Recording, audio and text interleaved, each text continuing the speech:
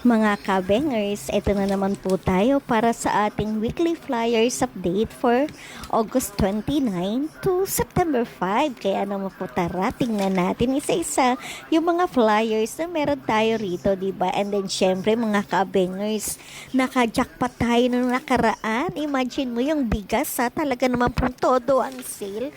Kaya naman po yung talagang limit, diba? Tinodo na natin mga kabengers ko. Imagine, ang price niya ay mga nasa 20.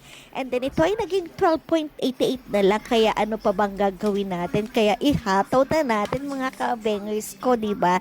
And then eto na nga yung mga flyers na nakita ko. Abay, ang mais talaga naman pong 15 cents lang. Kasi yung minsan pagka ito ay 5 pieces, nagpe-presyo ito ng 5.99, di ba? Napakalaking menos talaga mga kaabengers ko.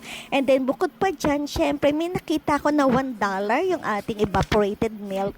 And then syempre yung bleach, di ba? Na talaga naman todo. And then yung kape, di ba? Kape is life din, di ba mga kaabengers ko? Kaya naman po, todo-todo na tayo. Especially mga kaabengers ko, di ba?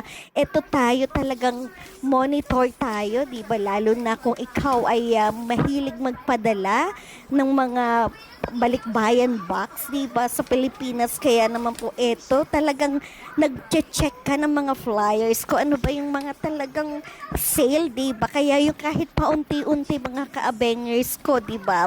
Ito tayo, nakikita natin or mabibili mo siya ng mas mura. Imagine mo yun, di ba? Yung kumbaga sana kung ilang box, di ba, ang mapupuno mo. Isang malaking box nga, okay na, lalo na kung mga ganitong presyong makikita nyo mga kaabengers ko.